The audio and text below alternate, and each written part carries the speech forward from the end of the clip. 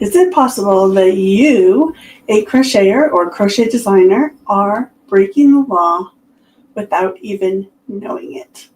Are you taking risks for your financial well-being, for your mental well-being, and for your reputational well-being by doing some things that you may not realize are not right? So we're going to be talking about that today.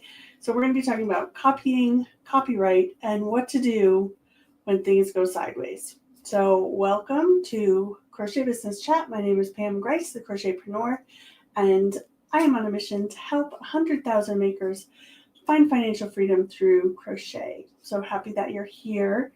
It is time for Crochet Business Chat. Sorry, I have yarn everywhere. So be sure to like, subscribe, share, do all the things. If you're a crochet business owner, whether you sell physical products or you're a pattern designer or you're a service provider, follow along. Be sure to subscribe, and I'll be giving you tips every week on Crochet Business Chat. So again, I'm happy that you're here. I have created a PowerPoint for today's lesson because I'm not a lawyer, but I have done some research and I have talked to lawyers, and I have some information that I want to share with you, and I want to just be sure to keep everything straight. So I created it in a PowerPoint, so we'll be going through that. If you're listening on the podcast, I don't think the PowerPoint will be distracting. I'll go through every slide so that you can know kind of exactly what's going on. Hey, everybody. Happy to see you all here. Lisa from Green Fox Farms is here, and she is going to be our moderator. So while I'm teaching, I won't be able to see the chat. So I just want you to be sure that you stay in line. So she's here to just ensure that we have a safe community and that we're all being kind. And so, yeah, that's that. So I'm going to go ahead and share my screen and talk about what are your rights, what aren't your rights, what does copying look like, when is it okay, when is it not okay, and what to do when things go bad. So let me put this here. So here's our PowerPoint. So crochet design myths. There's a lot of myths happening right now. Like I'm seeing some things on social media where people are sharing thoughts and ideas like the only thing that a designer can copyright is their images, or as long as you change 30% of a pattern, you can call it your own, those kinds of things. And I really want to talk about this and give you actual information, because there's so many people that speak with authority, and then other people jump on board and repeat that over and over and over again until people start believing that those things are true, and they're not true. So I want to give you what I know to be true, and I will be sharing those with you because I think it's really important that we mitigate our risks as creators, because it can be quite costly to infringe on the rights of other people. Just like with any other thing in life, everyone has certain rights, right? And when we infringe on those rights, we are liable. And it's the same thing in the crochet world. When we infringe on people's rights, we are liable. We're not just liable for any sort of, what's the word I'm looking for? Whatever the fine is for the thing that you've done, but then there's lawyer's fees, and then there's financial compensation for creating financial loss for people. It can get into the thousands or even hundreds of thousands of dollars for infringing on one thing. It's totally not worth it. And so I think it's really wise to be wise, and wise to know what you're talking about, and wise to know what you're doing as a business owner or as a content creator in this realm. So let's get going. So we're going to be talking about these few things here. So an introduction to copyright and crochet patterns. What about the 30% rule and other myths out there that we keep seeing everywhere? Copyright versus processes and techniques. So what are covered under copyright and what is not covered under copyright? What are the risks of defamation and business interference when you do decide to go down a sort of risky path? What are the steps you can take to protect yourself and your work? And then practical actions for when things go wrong, because we all know things do go wrong. We see it time and time again with cancel culture, with bullying, with people playing victim, those kinds of things that happen when the ball gets rolling on accusations of copying or actual copying, those kinds of things. So it's inevitable in the community that these things will happen, but the response, you can have a professional response or you can have a response that's going to lead things down a really negative path. So I'm going to talk about what that looks like. So here's my disclaimer. This video is for informational and entertainment purposes only. I am not a lawyer. This is not legal advice. For any real specific legal questions, consult an intellectual property attorney. So find someone who specializes in intellectual property rights to get your questions answered. So I'm going to share my understanding of the law. And I've done some research. I've looked around. I've talked to intellectual property rights lawyers. But there is a chance that I may get things wrong. So I'm going to give you my understanding of the way things work. And then we're going to talk about things that I am expert in, which is how to take care of yourself as a business owner, how to manage conflict as a business owner, and how to not be a jerk. So at least I try to not be a jerk. Let me fix my camera here. Okay. So there, that's the disclaimer. Entertainment purposes only. Go talk to a lawyer. All right. So the question, can you copyright patterns? Now, I think there's some linguistic issues here because I just talked to someone on TikTok who said you can't copyright patterns. I'm like, yes, you can. Like, that's a non-negotiable. Yes, you can copyright crochet patterns.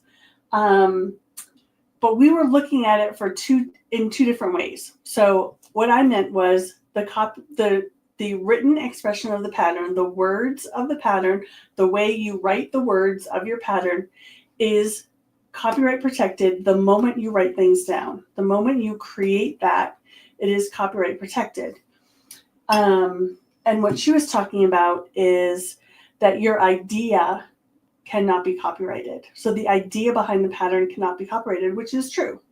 So for example, so I'll talk about when my bun hat went viral. So when my bun hat went viral, I could copyright my particular pattern, the written pattern, the way that I wrote it in my words, in my sequences, in my format, copyrighted. I could not copyright the idea of a hat with a hole in the top for a bun to come through, right? So that's simply an idea that other people can, and they did, create different versions of. So the idea of a bun hat, not copyrightable. My written pattern, copyrightable. Okay, so copyright protects the written expression of the pattern. Anyone telling you that patterns cannot be copyrighted because they are instructions is incorrect. All right, so just know that. So what is protected? The written instructions, charts, schematics, and the layout and arrangement of the pattern text. So let's say you have, certain categories of how things are going to work, and you have everything in a particular layout. If I recreate that layout in like copying your pattern, and it's recognizable to someone, that is infringement. So the whole layout and arrangement of the pattern text is copyrightable as well. What is not protected is the idea or the concept behind the design, the finished product itself, and the techniques or processes like stitches or stitch patterns. Like say you have, I just came out with a pattern today that has a particular pattern of single crochet waistcoat. I can't copyright protect that pattern of stitches, right? But I can copyright protect my way of writing the pattern to create the wine cozy that I launched the pattern for today. So I hope that makes sense. If you have questions about that, we'll come back to that at the end, but write down your questions and I'll come back to the end and answer them. So I hope that makes sense. So there are parts of the design process and the finished pattern process that are automatically covered by copyright protections. And there are parts that are not. So it's expression and not ideas that are protected. So originality is key. So patterns involve creative decisions like stitch combinations and different textures and where stitch combinations go and where you'll make a row of working in the back loop and where you'll make a row of working through both loops. Like those sorts of creative decisions, or where you make color changes, those kinds of things, that's an expression of your own creativity, right? And that's protected.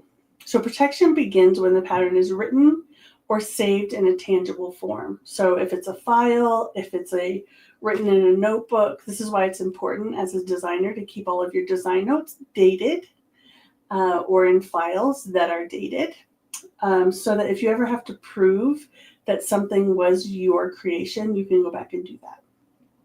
So as soon as you hit save or as soon as you write something down, it is protected by copyright. Those parts of it that are able to be copyright protected. Okay, and then there is a process we'll talk about in a little bit called registration, which adds even more legal benefits like statutory damages, legal fees, and financial, making up for financial losses. So all of those are covered when you register your pattern at the time of its creation or within 3 months of its creation. So again, we'll talk about that in just a moment. Or yeah, within 3 months. So what about the 30% rule? So I saw someone talking about this online, so I thought we would need to address this. Someone very authoritatively creating content on social media saying you can change 30% of any pattern and call it your own, and nobody can say that you infringed on their copyrights. That is simply not true. There is nowhere in any copyright law that indicates a percentage that needs to be changed. So just know that no such rule exists at all in copyright law. Changing 30% or any percentage does not make it legally distinct. So the test that courts use, not a percentage, they use what is called a substantial similarity test. So does your work retain recognizable elements of the original? So the question would be, if someone looks at this work that you've done based on inspiration from someone else's work and say, oh yes, I can see that I recognize this as something that was created or inspired by this other thing, right? Which is why some people, when they create a Disney product, right, when they create a product that looks like a Disney thing, they might change a lot of different things. Like they'll change Mickey Mouse from having gloves to not having gloves, or from having red pants to having blue pants. But there are certain elements that you look at it and you know it's Mickey Mouse, particularly the round ears, right? So the head shape. So if someone can look at it and say, oh, that's Mickey Mouse. Some things have changed, but it's still Mickey Mouse. They recognize that it is still that character, then it is still covered by copyright or trademark. But we're not talking about trademark. Still covered by copyright. So just know that. So the question is does this new work retain recognizable elements of the original? And if it does, you're taking a huge risk. And I recommend don't do that. So that's that 30% rule. So this leads us into what is a derivative work. So when we say inspired by, or when we say, oh, I saw this person's pattern and I changed a few things, and now that it's changed, I'm going to start selling it, or I'm going to even start giving it away for free. Either way, it doesn't matter. I've created this derivative work. It derives from the work of this other person, right?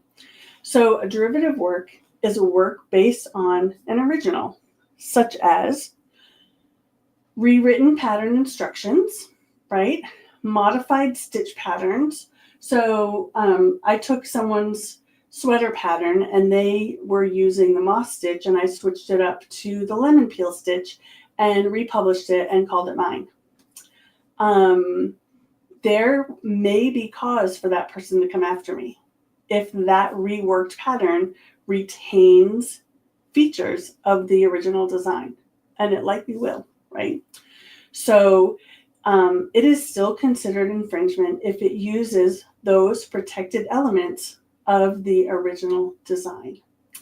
And so this is not up for debate. This is not an opinion.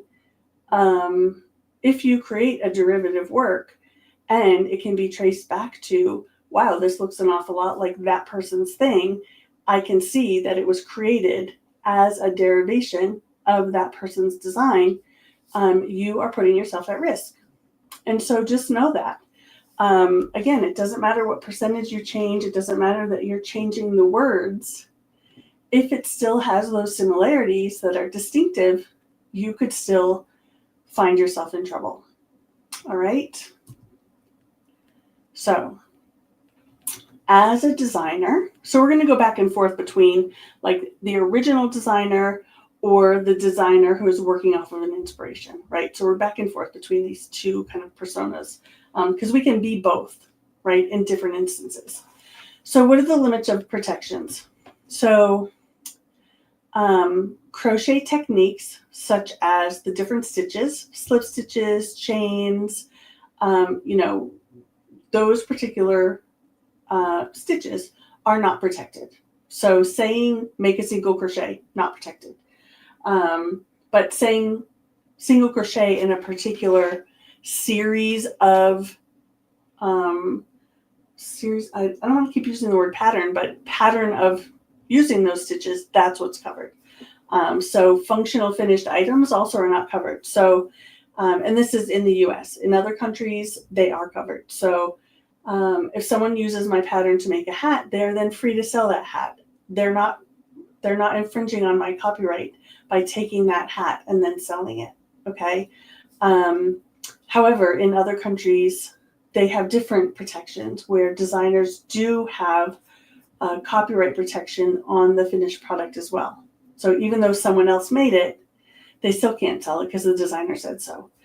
In the US, that's not the case. So ultimately, the only thing that is protected is the written pattern itself. So, and going back to those things that we talked about, the way it's written, the words that are used, the format that's used, the schematics, the charts, those are all copyright protected. So what are the risks? There are a lot of people that feel like, okay, well, it's all right. I'll take the risk just because maybe I don't know how to create a pattern on my own. So I'll use someone else's as a basis for what I'm going to do. And I'll change enough of it that they can't come after me. And they're willing to take that risk. But sometimes they don't understand what that risk entails. So I just want to talk about what you might be facing if you do make those decisions.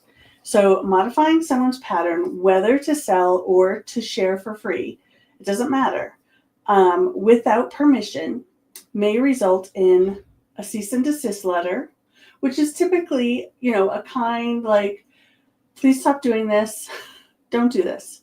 I have these certain rights. What you've done is infringing on those rights. So I'm asking you to stop doing that, right? So it's usually that sort of opening up a conversation. And sometimes when I have to do this, and I have to do this more with my trademark than with anything else, I let my lawyer take care of it, because typically this is going to either be an apology and the person complies, or the person digs their heels in and says, how dare you tell me I'm doing something wrong? And then it snowballs, and we're going to talk about what that looks like in a little bit. So I prefer to have a lawyer take care of that and take myself out of the process altogether. After cease and desist letters, it could go to DMC takedown request, which means that the person who believes you're infringing can talk to social media platforms, can talk to e-commerce platforms, can talk to your website provider, your website host, people who own Facebook groups, all of these places wherever you're sharing the infringing content, the person who is being infringed upon can go submit a DMCA takedown request in those places. And the thing is that the people who host those places are legally responsible to respond. And so if someone requests Etsy to take down one of your listings because it's infringing, they're going to do that. They're probably not going to do a whole lot of research. They just know if they don't, then they're legally responsible. So same with a Facebook group. If somebody's infringing in my Facebook group and somebody says they're infringing, I'm taking that down. Like, it's not incumbent upon me to do all the research and find out who's right and who's wrong and all of this stuff. Like, I'm just going to take it down and go on with my life. And that's the way it is with e-commerce platforms, websites, and all of that as well. So that's the next step.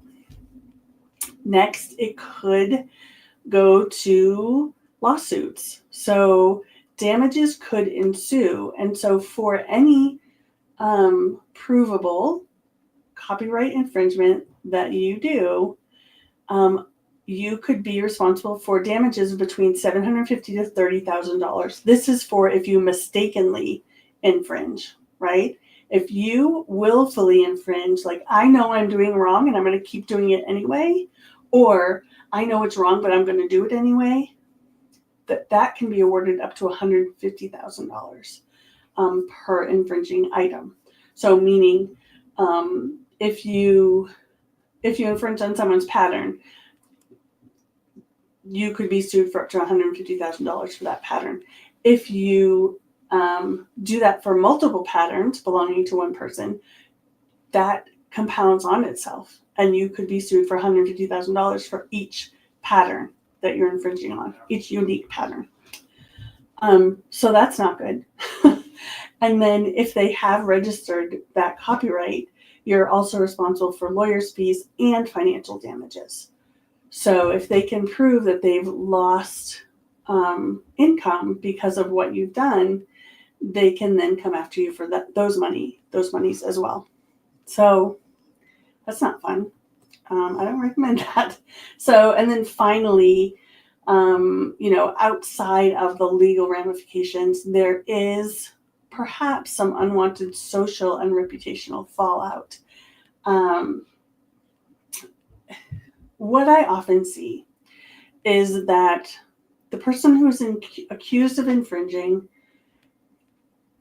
gets really upset and gets online and plays victim and rallies allies. These are defense mechanisms, right? They're normal defense mechanisms that people use in their everyday lives, right? Like, I need to gather people around me telling me I'm right so that I don't have to feel bad or I don't have to take ownership of what I've done. And that really feels good in the beginning that everyone is on board. But if it ends up that you've actually done wrong, that can lead to like, oh, she's that one who infringed on so-and-so. Oh, she's not trustworthy. She steals people's patterns. Like, it could go in that direction. So I think you need to be careful in all spaces, right? And checking in on all of these risks. I hope that makes sense. Okay, what other fallout? So, because did I say fallout in here? Yeah, reputational fallout. So what fallout? There are some things that happen when responses to accusations or responses to actual infringement are not handled well. So an unprofessional or an immature response to someone asserting their rights. Remember, this is not someone who doesn't have rights coming after you. This is someone who does have rights saying, what you're doing is infringing on my rights, or I believe they are. If you think they're not, like, let's have a conversation. But I believe that what you're doing is infringing on my copyright. Please take this down or whatever. And when that person responds, like I said, in an unprofessional way of like getting on social media and crying about it, or rallying the troops, getting people to, blackball this person or talk about this person, all of that, they're creating a new legal fallout. And what that can look like is defamation. We've all heard of defamation. Defamation is when we start sharing false or harmful information about the designer or about another person. So this could be you start deflecting by saying, well, she stole the pattern first, so it's fine if I steal it from her, right?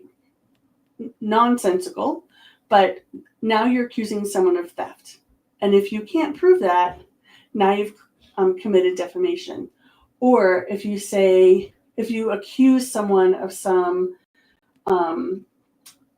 malice, some character flaw, or something else, sharing some sort of harmful information about another person online on your social media, and especially when you get other people to do the same, now you're in danger of being charged with defamation, right? And that comes with its own financial risks, right? And then even worse is tortious interference. I almost said torturous, which I think it is that as well. Tortious interference, when you get to the point of encouraging people to avoid buying from this person. So this is like cancel culture. This is like saying, you shouldn't go buy from them because they were mean to me, right? You shouldn't go buy from them because they are X, Y, and Z, or because they said mean things to me, or, all of that stuff. All of this can lead to your own financial loss, and financial loss for the designer, financial loss for you in the end, because of legal action that can be taken against you. So this is a lot of risky behavior. I don't think it's worth it. I think let's just be creative and let's just create our own designs. Ultimately, we call ourselves designers. Why are we even looking around at what other people are doing? Why are we trying to get inspired by other people or jumping on trends and trying to design the same thing as other people? It doesn't make sense. So I hope that's helpful. I think when you start interfering with people's ability to run a business, you start getting into really, really dangerous territory. And so I think asking ourselves some questions is really important, and we'll get there. I'm not sure what slide it is, where we're going to ask some questions about, is this really where I want to be going? Okay. So what does it look like to protect yourself and to protect your work? So first, simple. Respect other people's intellectual property. This means knowing what copyright law even says, right? You're a business owner, or you want to be one. This means informing yourself. This means doing the research. It also means don't trust everybody on the internet. You don't even have to trust me, right? I hope you do trust me. But like I said, I'm not a lawyer. I didn't go to law school. I don't have legal books in my house. This is all research that I have done online and have talked to lawyers about this. But you go do your own research. I think it's really important in every area of life to go do our own research. So know what the law is so that you know that you'll be respecting other people's intellectual property. And just because you don't like something, or just because you feel like what you're doing isn't wrong, doesn't mean you're right about that. So do the research, right? Next, avoid using or sharing others' work without permission. So this is as simple as just saying like, hey, I want to do this. Does this feel good to you? Does this feel right? If you're going to be doing a roundup post saying, hey, I want to link back to your design. Can I use one of your images on my website? I know your images are copyright protected. I don't want to use it without permission. Ask permission. If you do create a derivative work, some people get excited about that, right? So some people might even create a design and say, hey, take this and make it your own and change it up, right? And then we'll all share those together, all these different variations. In that way, you have permission to create a derivative work and share it with people. But if permission has not been given, don't share other people's stuff. Don't change it. Don't create derivative works. Go create your own things. And then, of course, consult a lawyer for disputes or unclear situations. If one person is telling you, she can't tell you to take that down, she doesn't have that right, and another person says, well, I don't know, I heard somewhere that maybe they do have that right, I would err on the side of caution and ultimately go talk to someone who knows the answer for real before taking a risk unnecessarily. All right. So, and in that same realm of protection, get your things copyright registered. Now, it's not necessarily cheap. You may build this into your business plan. So, basically, when you register your copyright, that means you'll be submitting your PDF pattern to the registration office. The copyright registration office. So this strengthens your rights. All right. It gives you a paper trail and it allows you to sue for statutory damages. If you don't have things registered, you don't have quite the leverage to pursue legal action as you might otherwise. You would still be able to sue for defamation. You would still be able to sue for tortious interference, but you wouldn't be able to sue for the infringing piece of that, right? So you would be able to sue for the fallout, but not the actual thing that was done wrong. But the way to register is to go to copyright.gov. This is in the US again. Do some research in your own country to find out what the rules are there and where you would register. But in the US, it's copyright.gov.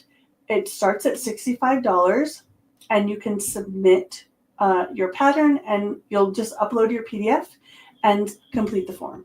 So that's what you can do. You can submit collections. So if you want to sort of limit your financial outlay, and again, I haven't done this part of it, so check on that website, but I believe you can create like your fall collection and you can register the collection as a whole. So all of the patterns in that collection are now protected. Okay. So there's that. And then international coverage. So when you register at copyright.gov, you do have some limited coverage in countries that are in the Berne Convention. So you would have to look that up to get to know more about that. All right, next. When things go sideways, what do we do?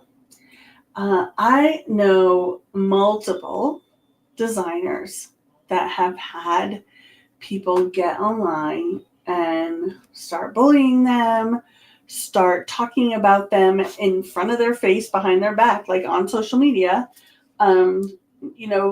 taking conversations out of context, reinterpreting conversations to make themselves look like the victim, all sorts of things.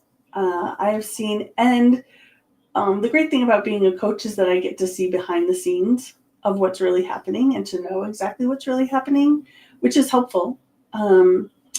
But just know that this does happen in the crochet community and in any community. So if someone has infringed on your rights, these are some steps to take. So document the infringement. So this would be screenshots. This would be, keeping all of your notes, keeping all of your communications, downloading any videos that are being shared, because those can get deleted later when the person realizes they did wrong. So keep all of that information for you. And then send a polite but firm cease and desist letter. Even better, have your lawyer do that so you're out of the process altogether. File a DMCA takedown request on any applicable platform. Protect your peace. So this means don't be afraid to block people. I see people online that are like, well, I don't know because she blocked me. And I'm like, why are you the kind of person that has to be blocked? Why are you the kind of person that's impacting someone's mental health so negatively that they have to block you? Don't be that person. Yeah, simple. So if someone has to block you in order to protect their peace, then good for them. I think as any business owner, in your Facebook group, on your email list, in all of your social media, if someone is not treating you right, or if there's someone that just triggers you, it's okay to block them. You don't owe people anything. Like, you don't owe people your mental health. You don't owe people your peace because they picked up a free pattern from you, or because you because they paid you $5. Beth said no bully, thief, or liar is owed a response or even your attention. Right. So ultimately, consult a lawyer if necessary. All right. And then if you're the person being confronted about possible infringement, of like, hey, it seems like maybe you might have been inspired by this pattern I just put out, something like that, right?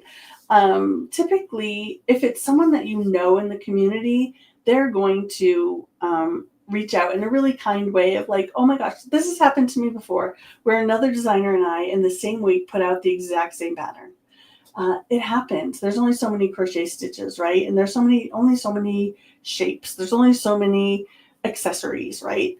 And so there will be times when you can either laugh about it, or someone might come to you being really upset about it. So just take care of yourself by documenting what happened. Go do your research. Look and say, oh, did they launch a pattern just like this before I did? Ask yourself, was I inspired by the thing? I mean, if you recognize like, oh, I did do that and I guess I got caught, just take responsibility and take it down.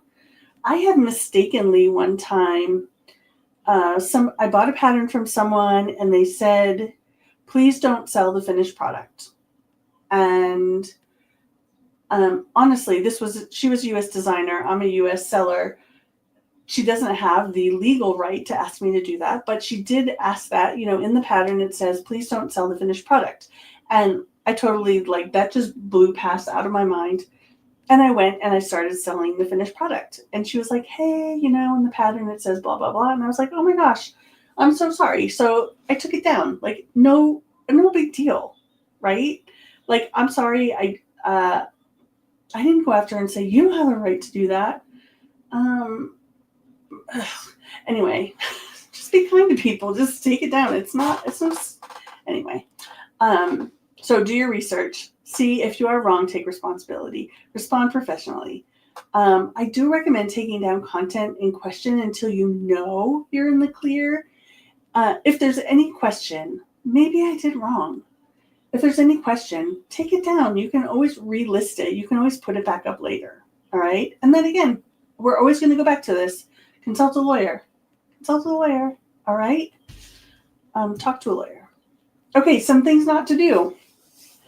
These should be pretty easy not to do. But if you need a list, here it is. Don't lash out publicly. This makes you look bad. So don't lash out publicly. Don't ignore the issue.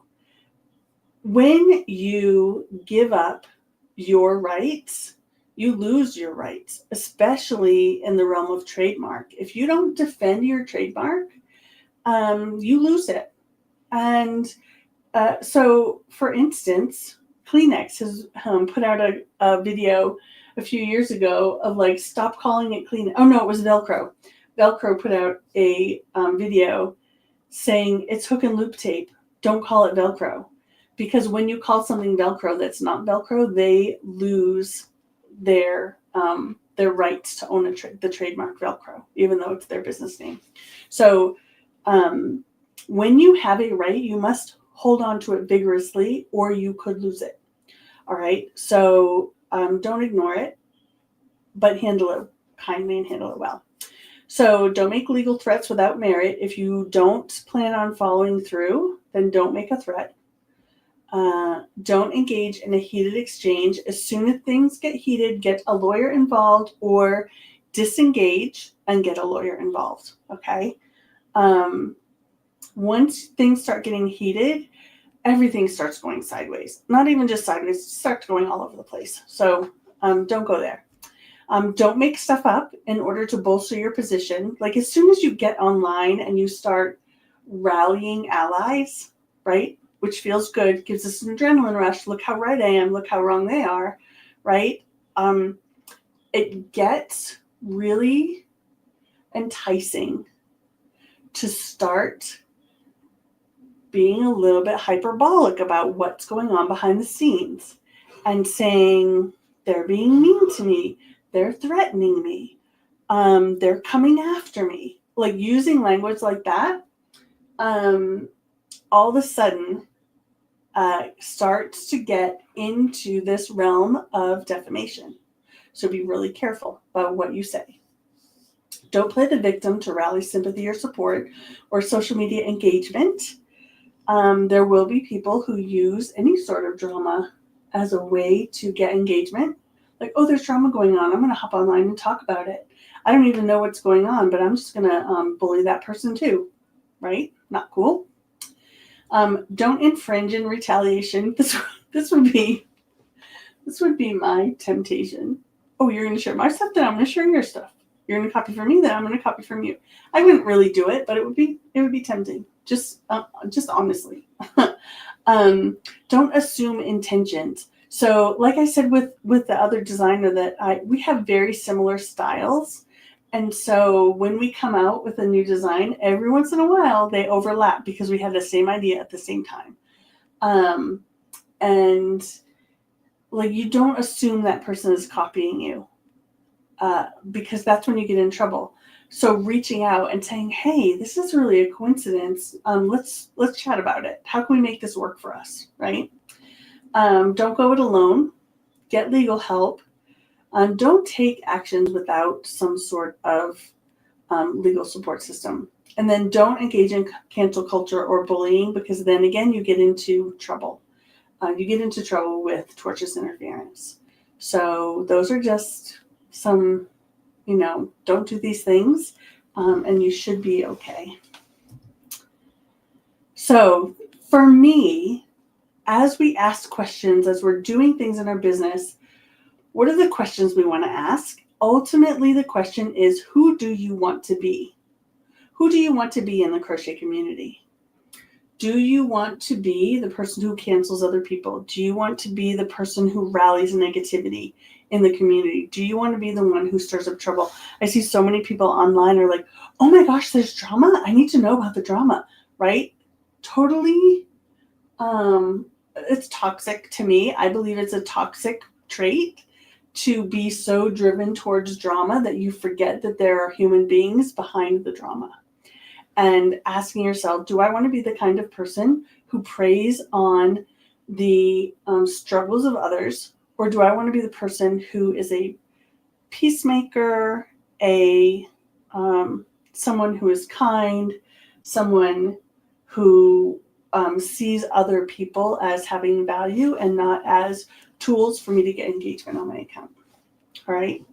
Another big consideration is, even if it's legal, where are the ethical boundaries? Even if something is legal, is it right? Because not everything that's wrong is illegal. So consider that. Ask yourself, would I want someone to do this to me? Would I want someone to do this with my creations? If not, then don't do it. Simple as that. It's important to ask, might someone be wrongfully hurt by my choices? So sometimes people think they're doing the world a favor by the thing that they're doing, right? Without asking the question, by doing the world a favor, am I in turn hurting someone else? Is someone else paying the price for me to do this thing? And if so, you need to weigh those consequences and recognize that to somebody, you're the one in the wrong, right? Even though some people will come tell you, oh, you're doing a good job, to other people, no, you're the one in the wrong. And so be really cautious about that and ask those important questions. And then again, it all comes back to who do you want to be? Who do you want to be? And operate from that position. Okay, to wrap it all up, we're getting long. My podcasts are never this long, but to wrap it up, copyright law protects your patterns, not the processes or the techniques. The 30% rule is a myth. There's not any copyright law that says you can change a particular percentage of anyone else's copyrighted work and have it and be able to distribute it without permission. It all comes down to, is it recognizable? Third, defamation and interference with others' businesses have serious consequences that ultimately, for me, make it not worth the risk. And then register your work for the strongest protections. Again, it's $65 in the US per work that you're protecting. And so somehow building that into your business model will be really important, whether that is, offering the product for a lower price on the day of release so that you can make up that $65 like on the first day of launch, or, being in some sort of event when the launch happens, you can drive a whole bunch of traffic to your blog and you can make up the funds that way. Like typically, I guess if you can get 2,000 people to your blog on launch day, then you'll probably make up that amount in ad revenue. So think about those things of how are you going to make that up. Or you can have a tripwire on the other end if you're giving it away for free, and you can say you can get the PDF for free, and then you have a tripwire on the other end of that where people have something to purchase so that you get your $65 back. That will make this not so much of a painful process of getting yourself registered. Okay, and so if you have questions, seek professional advice. If you're unsure about copyright or other legal issues, consult an intellectual property rights lawyer. Protecting creativity is critical to building a thriving business. People call it gatekeeping. You know why? Because they want to know what you know and they don't want to pay you for it. So they want to shame you into giving them what you know for free. That is devaluing. That is, I don't like the word gatekeeping. You're allowed to protect your creativity. You're allowed to. And so if you want to build a thriving business, you must protect your rights. You must protect your creativity. You must protect your peace. All right. Know your rights, protect your rights, and protect the rights of others. And if we did that, there will be a much safer place for creatives and for creative business owners. So thanks for coming to my TED Talk today. Again, I'm Crochetpreneur. This is Crochet Business Chat. Like, save, share, subscribe for more crochet business tips and support in your journey. All right. I hope you found this helpful. I'm going to pop back over into the chat, and let me see. I'm going to just get rid of that screen. Hello. Okay. So I just want to see if there are any questions. Is the registration a U.S. thing only? My understanding is that I didn't have to register as a Canadian. Do you know? Yeah, you're going to have to check with Canada. If you update the PDF, would you have to re-register? I believe you would have to re-register. So you can't just make an update. So what I would do is get it tech edited and make sure it's good to go so that you're all set. Let's see. Lisa linked an article as reference for copyrightalliance.org. There you go. And she linked the Canadian copyright site. You're the best, Lisa. Okay. It's called being nice. I say on my pattern pages that I'm cool with people making and selling for my patterns, but I just got a super nice email asking for permission. You know, it doesn't hurt to be kind, does it?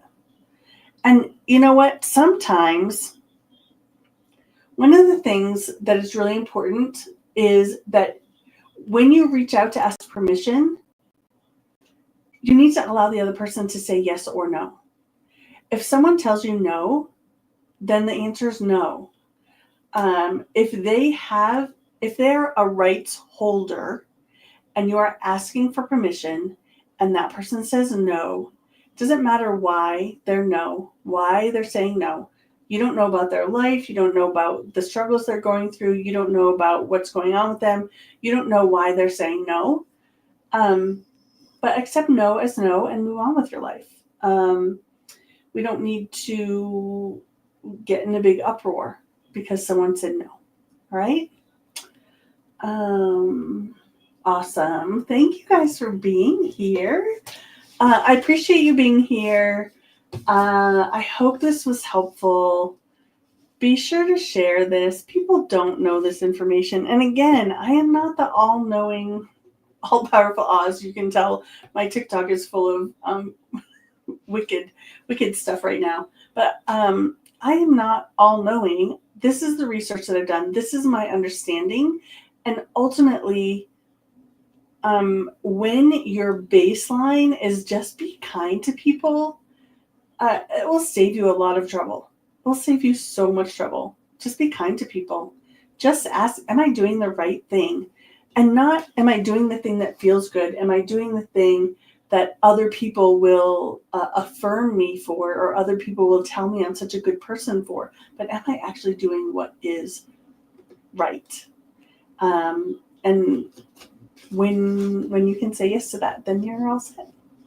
No troubles. All right.